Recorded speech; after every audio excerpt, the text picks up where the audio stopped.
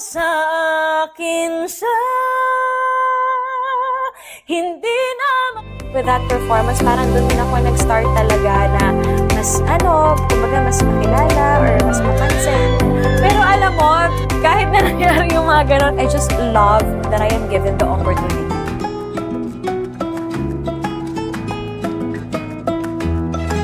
Hi Dreamers, this is Jerry Lee Salvador and this is The Pillow Talk, where dreams get unplugged. Since this is our very first episode, sobrang excited ako na ma-meet nyo lahat and mas makilala pa ng sana mas lubusan pa itong napaka-galing na singer and wonderful actress na si Miss Jennifer Maravilla.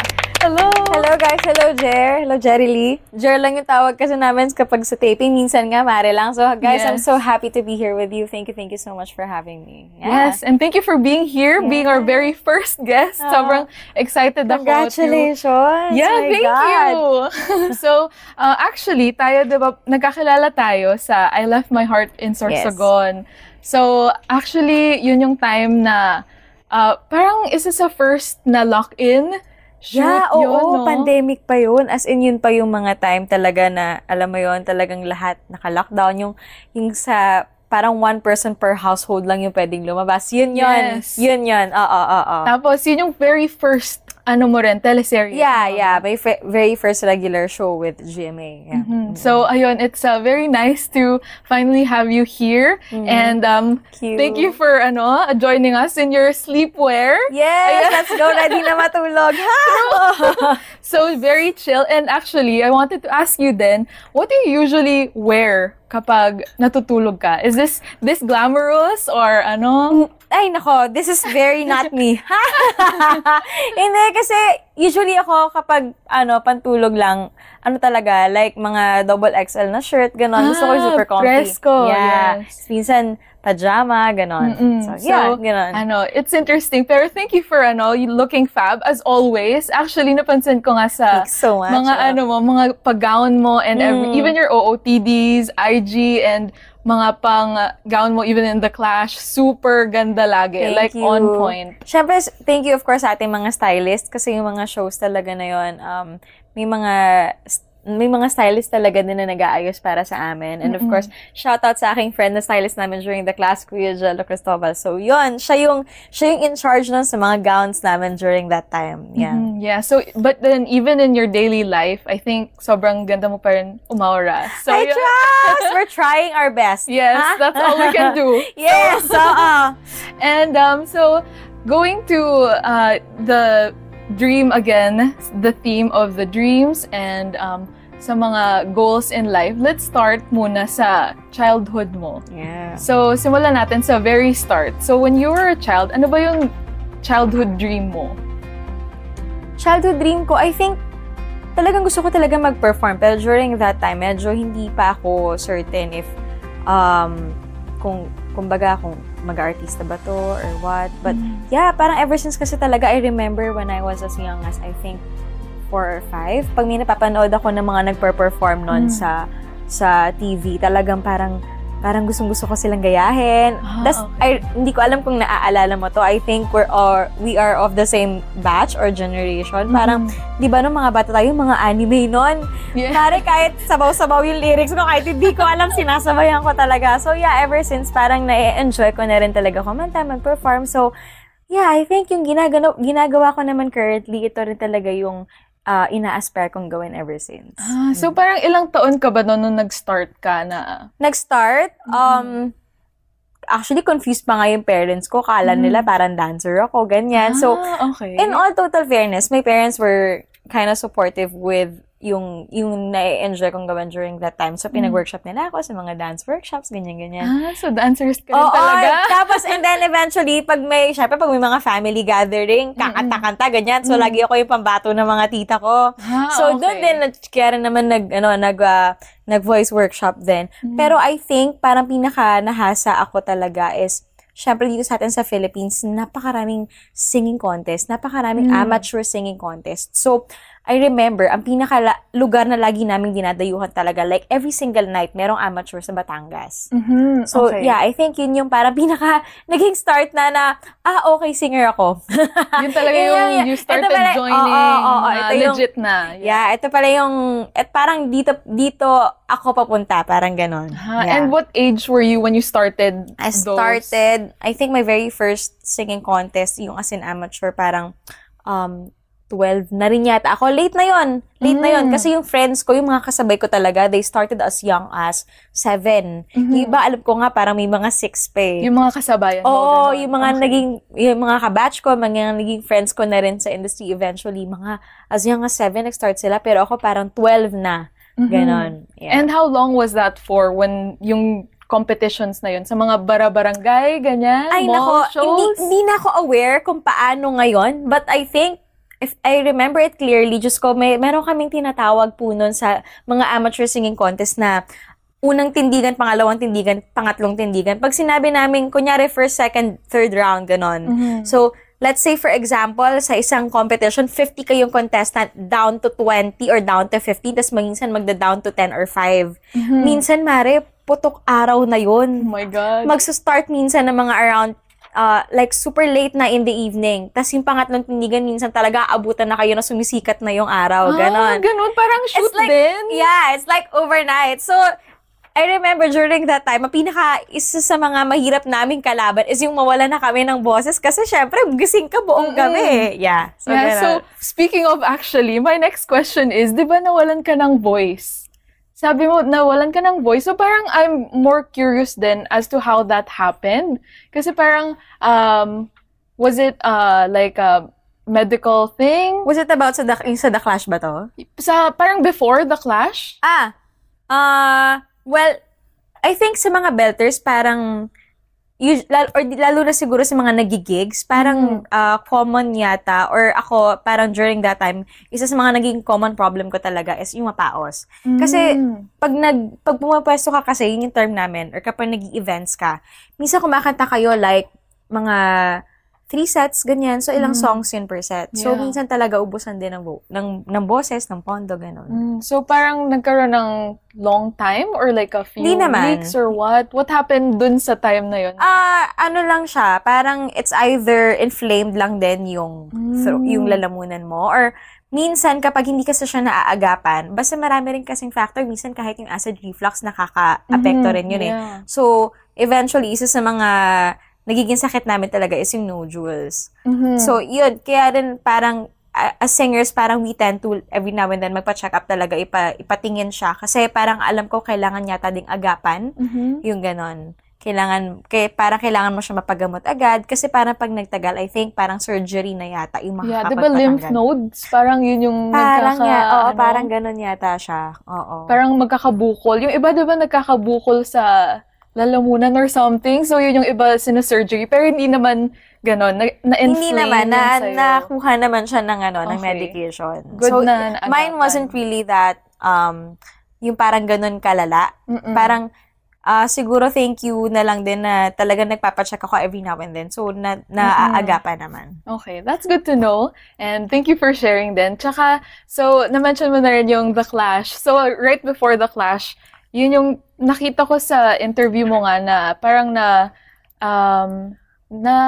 walan ka ng parang pag-asa or something, or parang yun yung gusto mong i-prove sa self mo na kaya mo pang kumanta. Sobra din na pala ako updated sa mga videos ko.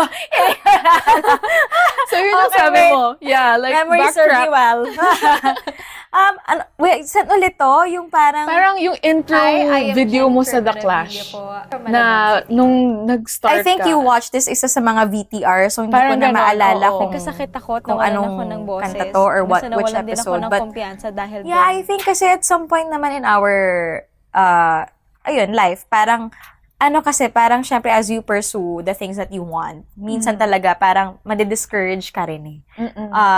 So syempre parang nandun ako sa point na parang ito ba talaga yung path for me? Kasi meron din namang times talaga na parang wala, parang feeling mo hindi siya para sa'yo kasi hindi ka nananalo, wala masyadong nagbibigay ng opportunity, ng chance, ganyan. So, ayun, I think yun yung mga isa sa mga pinagdaanan ko rin during that time. And siguro naging realization ko lang din from that experience is it's kinda the way of the world or the way of the universe or God para tanungin ka of how certain are you with the things that you want. Parang ito ba talaga yung for you? Or challenge tayo minsan, diba? Para mas mag-grow tayo, matutunan natin, and mas ma-appreciate natin yung meron tayo pag binigay through the struggles and everything we've gone through. So, parang auditions nga din, diba? Yes, like, ganun yung feels. Lalo na sa trabaho natin as yung mapa-singer, mapa-actor. I think itong industry na to, parang every now and then we have to go to auditions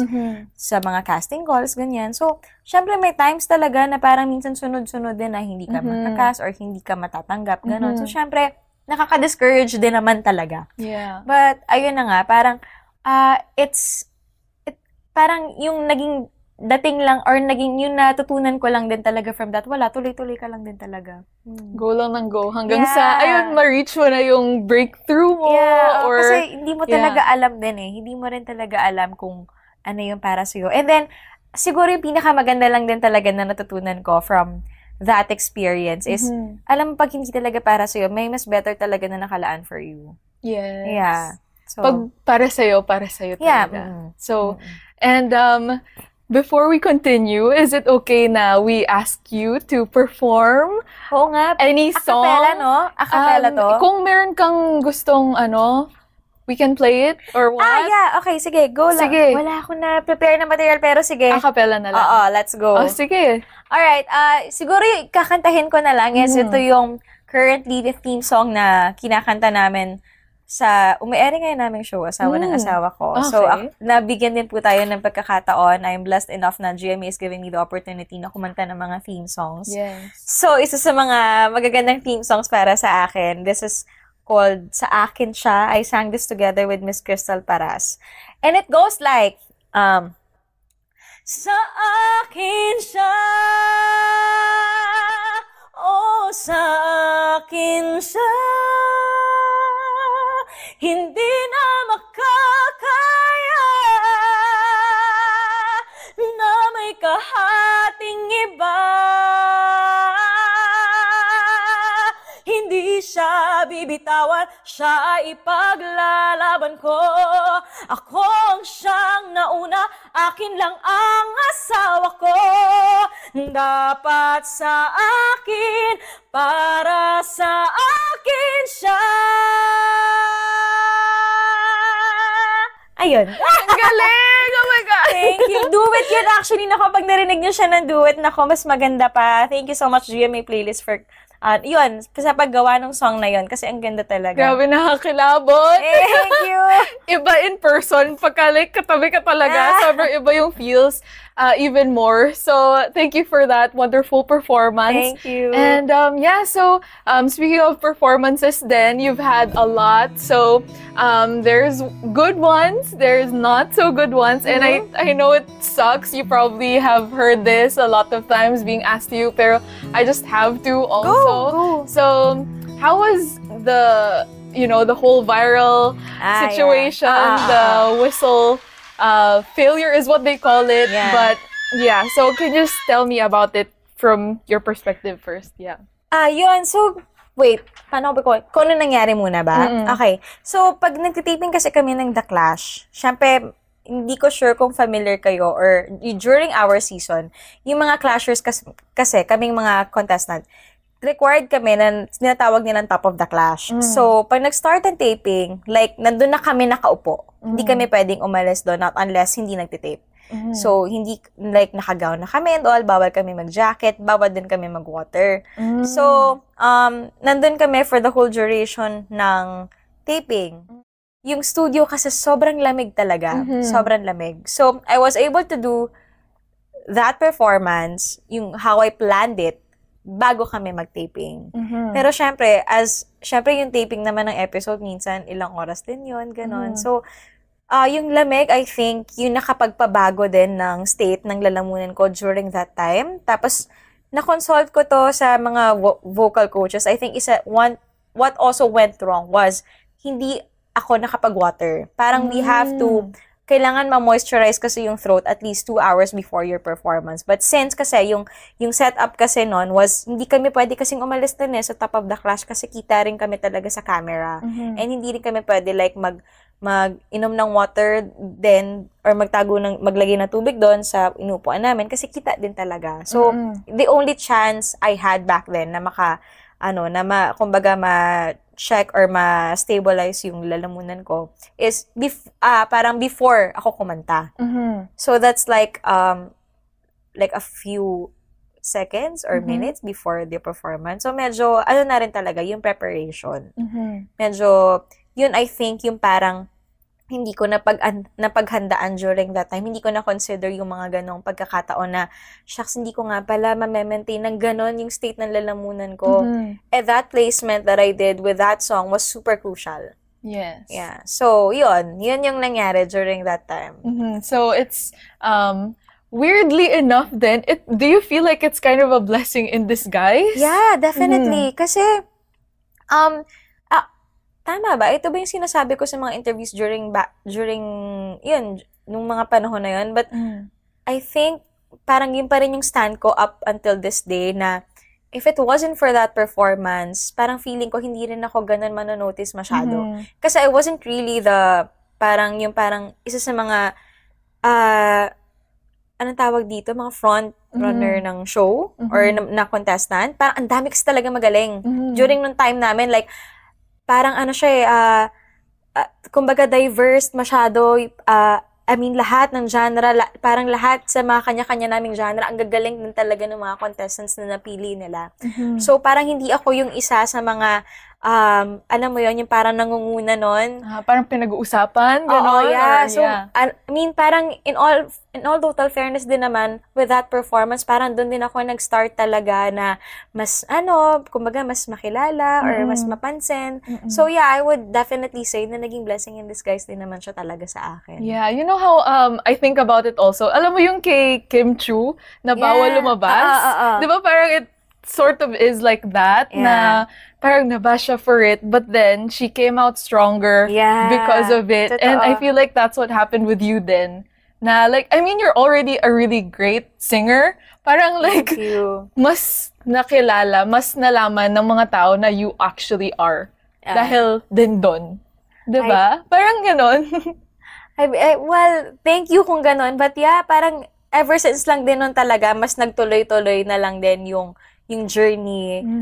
Kumbaga, parang syempre, of course, mas nag-focus na lang din ako, mas ginalingan ko na lang din talaga every single round. So, yun. Yeah, and you did your best, and it of showed. Course, yeah. And curious lang din ako, kasi I saw on your YouTube channel, yung The Clash covers mo din. So, I just want to know your thought process on why you did that, and showed that as well. Well, during that time kasi pandemic noon. So, gusto ko lang din talaga mag-upload ng content sa YouTube. Okay. Very practical. And gusto ko lang siya ilagay. Yeah. Wala lang. Gusto ko lang maglagay ng videos. Kasi, syempre, during the pandemic, lahat tayo nasa bahay lang. So, number one, di ko alam ko what songs to cover. Since parang, kakatapos lang din ang season namin nun. Yun yung mga isa sa mga naisipan kong i-content. So, actually, yun lang yung reason. Yeah, so sakto. And actually, even with that, kasi diba, kinover mo din yung Hayaan Mo Sila. Yeah. And, girl, yun actually, I cried. Naiyak ako nung napanood ko yun. Kasi parang feeling ko, it showed your, ewan ko na, as an empath din, parang naisip ko na everything you went through, you got to prove yourself there in that video na obviously, you got it, girl. Like, parang gano'n. Thank you. Well, thank you. Pero yun na nga, parang wala naman din akong gustong patunayan when I uploaded the video or what. But yeah, parang gusto ko lang din talaga magkaroon ako ng, kumbaga, parang masasabi ko ba na parang souvenir or memory or parang proof na, alam mo yun, na may nakabangko ko ng mga piyesa na yun. Kasi in all total fairness din naman, yung mga, thank you so much sa production ng The Clash. Kasi binigyan din talaga nila ako ng kalayaan na makapag-create and makapag-arrange ng mga songs na yun. So, I wasn't really expecting that na ganun yung mabubuo namin sa like Boom Tarat Tarat. And actually, kinilabutan din ako doon. Alam mo yun, yung bawat song na kinanta ko kasi doon sa competition na yun, sa The Clash, special siya sa akin talaga. Yes. Kasi talagang, collaboration namin yun nila Sir Mark. Talagang, binigyan din nila ako ng kalayaan na mag-isip talaga ng concept sa every song na kakantahin ko doon. So, yun lang din talaga yung dahilan ko nun, kaya ako siya in-upload sa YouTube channel ko para at least meron akong souvenir ng mga piyesa na yun. Yes, and actually, speaking of yung mga line-up din ng songs mo, sobrang ganda ng song choices mo nga each time. Parang pinag-isipan talaga. Hindi. Hindi ba? Pero parang ganun eh. Hindi. Okay, ang nangyari kasi doon, syempre, as you go to the higher rounds, syempre yung mga kapwa mo, clashers or contestant, nagpapareserve na sila ng songs. Eh, hindi ko kasi ugali na magpa-reserve agad hanggat di pa ako nakaka-proceed to the next round. Okay. So, ang laging ending, nauubusan ako ng mga songs.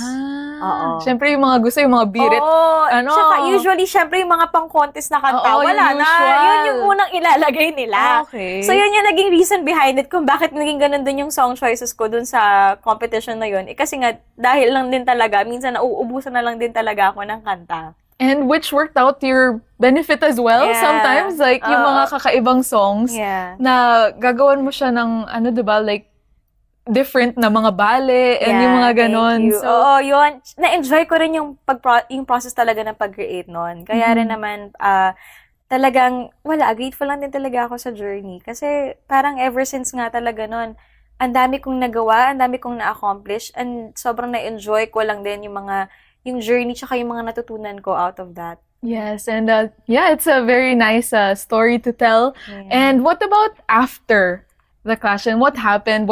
Ano yung mga doors na nag-open for you after that? So, after the Clash, kami mga grand finalists, parang in-acquire kami ng GMA or ng Sparkle.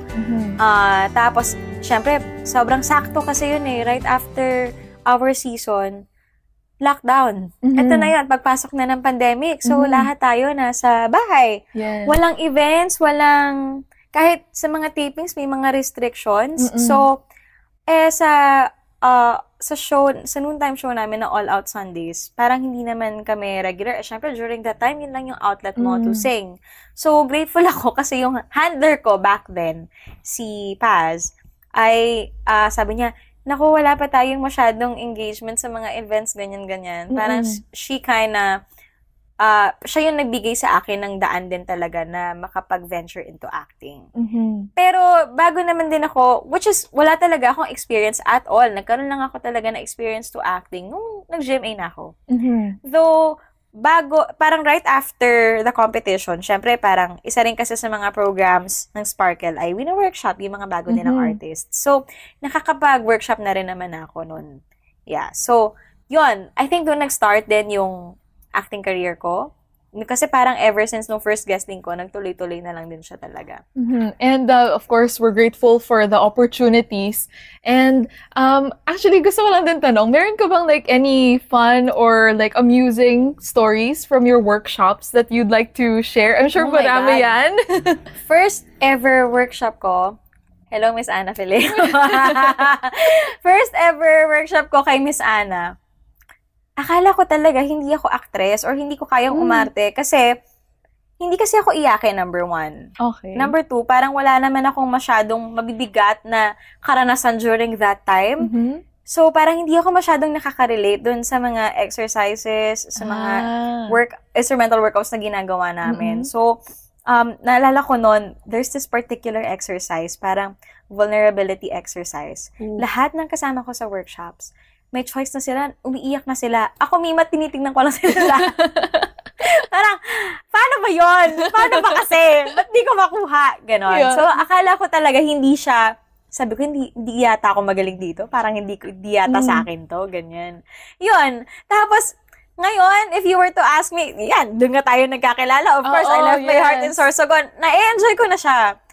Na-enjoy ko na siya sobra. And it also became my passion na rin as well. It's one of your main things na rin, di ba? Oo, yeah. Actually, parang mas makikita nyo pa nga ako ngayon sa mga teleserye compared to like yung nagpe-perform talaga on TV Yeah. So, yung acting has been, like, well, since sabi mo rin naman before na performance talaga. So, it's like, I guess, all-encompassing, di ba? So, even on TikTok, you dance. So, it's like all of those combined. And acting and actually gusto rin tanong sa'yo, yung acting and singing and dancing and all of these things in connected to the arts, di ba parang yung thing kasi is tayo yung product, literal. So parang literal yung voice mo is your main thing, acting is your whole being. Yes. How do you view that? How is that for you?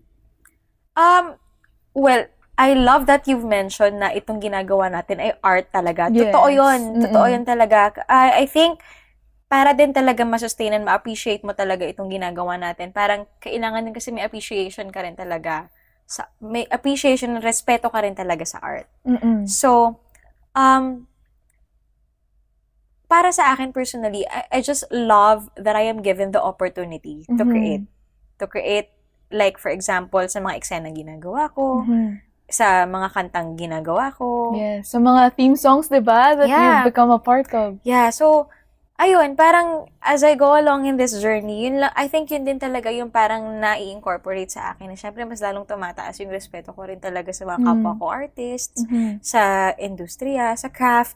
Kasi iba din talaga kapag iba rin yung nababalik niya sa'yo sa pagkatao mo, sa being mo, like what you've mentioned. So, yun. Yes, and it's such a beautiful thing to share to others then. Of course. For sure. So, after that kind of deep talk, let's go to a lighter, side of life. Yes. So, I saw na you do free diving now. So, can you share us? Yeah, share us about it. So, actually, yung mga friends ko from GMA, na mga co-artists ko, sila talaga yung nag-invite. Though, talaga ako, mahilig talaga ako sa beach. Kung tatanungin mo ako kung mas gusto kong mag-travel outside the country or dito sa atin, mas gusto ko dito sa atin kasi ang dami nating beaches na feeling ko hindi ko pa na-explore. And feeling ko, kung medyo mas snow na lugar or beach talaga, mare.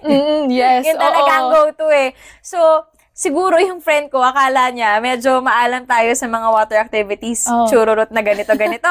So, parang, actually, nito Holy Week lang yan na-invite kami ng isa naming friend na mag-free dive. Okay. Noong una kasi medyo takot-takot pa tayo kasi hindi naman ako takot sa tubig. Pero ito, medyo related sa work to. Siyempre sa trabaho natin, tapos may ongoing ako na teleserye. Ang iniisip ko talaga, shucks, baka mangitim ako. Okay. Kasi continuity, ganyan. Continuity and all. Hindi naman ako nagkamali. It happened. Sunburn is really mga ganun. Pero alam mo, kahit na nangyari yung mga ganon, sobrang na-enjoy ko siya.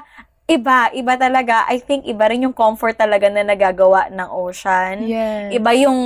Iba rin talaga yung relaxation na nagagawa ng bakasyon. So, na-enjoy ko yun.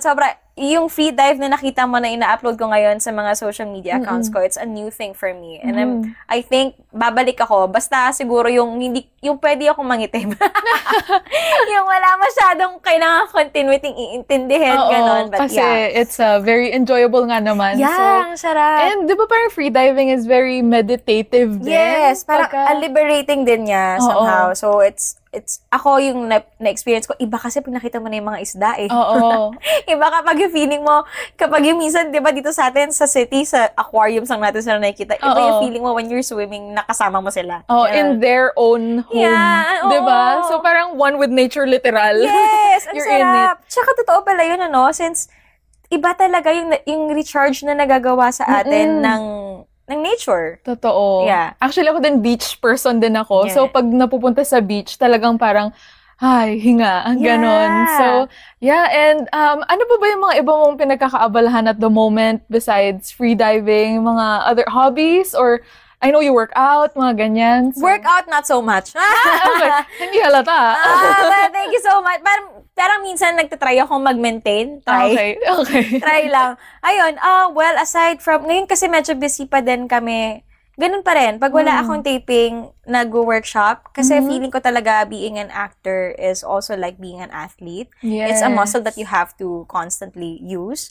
Since medyo ongoing pa rin yung teleserye namin, parang, syempre, ayokong mga lawang, ganun. So, ayun, busy pa din ako sa pag-maintain, of course, ng skills, ng craft. So, yeah, ayun yung mga isa sa mga ginagawa din namin currently. So, ongoing thing siya, laging pushing yourself to keep doing and creating. Yes. So, ayun, it's nice that you keep doing workshops din. Kasi nga, like you said, parang athletes talaga tayo. Kailangan natin mag-train talaga. Kasi, I really do believe dun sa kasabihan na what you don't use, you lose. Yes. So, ayun. Ganda. And yung tawag dito, kasi pag, I don't know yung sa ibang method, kasi isang method lang din naman talaga yung na-introduce ako, tsaka yung ginagamit ko. But, yun na nga kasi, every scene kasi is special eh. Parang, kailangan, sabi ko nga kay Miss Barbie, kay Barbie Fortesa, nung nagtitaping kami one time ng Maria Clara at Ibarra, sabi ko, ito palang trabaho natin, upang matalino pala siya. Oo. Very true. Same na same kayo ng reaction ni Barbie. Sabi niya, oh my. Kasi totoo talaga. Like, kailangan mong himayin kasi yung bawat eksena. Kailangan mong alamin, sa amin yung what we call, kailangan mo alamin yung emotional obligation mo dun sa, character obligation mo dun sa eksena, ganyan. And then, minsan, meron pa yun, lalo na kapag regular kang character, yung emotional continuity nun, kailangan mo din i-maintain. Syempre, di ba, kapag lumabas na tayo ng trabaho, magpapagpag ka na ng character mo eh. So, parang, yun yung mga isa sa mga pinaplot namin, na feeling ko kasi kailangan mo makasanayan yun, para magawa mo yung trabaho mo ng maayos. Yes. Kaya, then, ayun, I think doon nagagaling din yung motivation ko na mag-train talaga.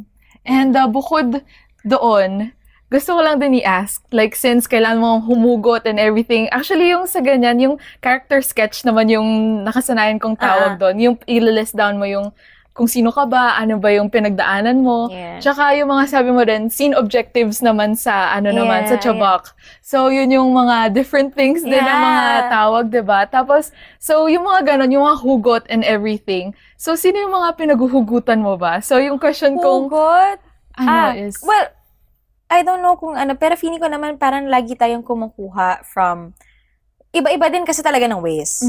Like, pwedeng from a personal experience. Meron din kasi may tinatawag na mga, ito medyo na po, hindi ko alam kung lahat makaka-relate. May mga externals din kasi na ginagamit, lalo na pag medyo complex yung hinihingi ng character. Ganon. Hugot, I think parang, kami kasi meron kaming term na ginagamit. During that time, since wala pa naman, in all fairness, thank you God, salamat po sa mga kamag-anak ko, mahahaba yung buhay nila. So, medyo hindi ko pa masyado na-experience yung mamatayan.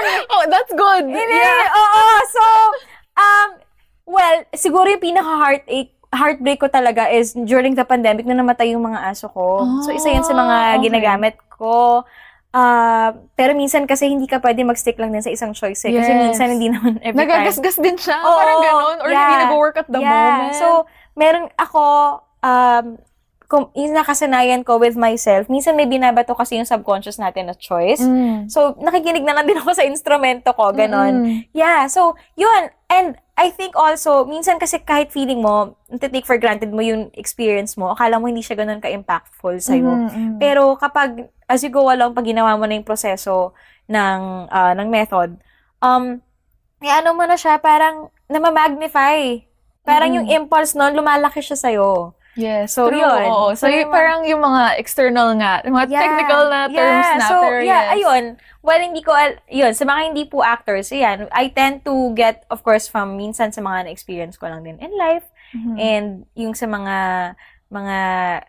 of course, syempre yung mga mahal mo sa buhay. Well, lagi naman sila din may effect talaga sa'yo. Yes. So, parang as an overall ba, like, bukod sa, not just acting, but with singing and your life mismo. So, para kanino ka ba nananaginip since dreams at patuloy na nangangarap?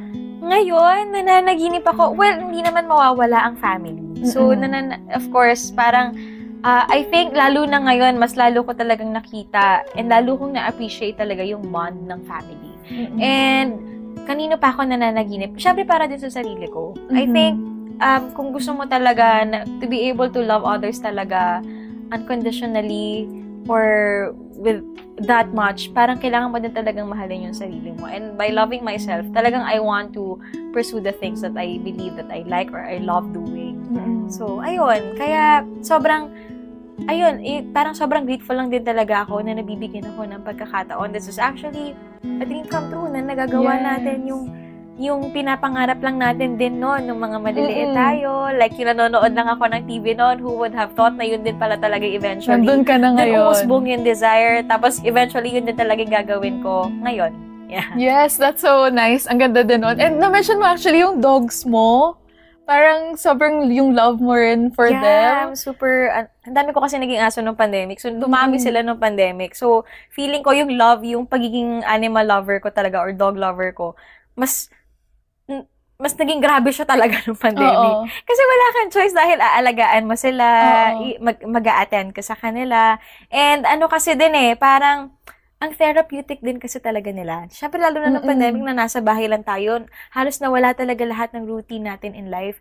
So, iba-iba. Talagang sobrang na-appreciate ko yung mga iba rin talaga yung nagagawa, yung impact sa'yo talaga nung pet mo. So, yeah, thank you for sharing that. And, ano na lang yung since you mentioned all your passions in life, yung singing, acting, even dancing, basta performance. So, ano yung gusto mong advice na ibigay sa mga dreamers natin like you na ang dami ring pinagdaanan at pinapagdaanan pa in life?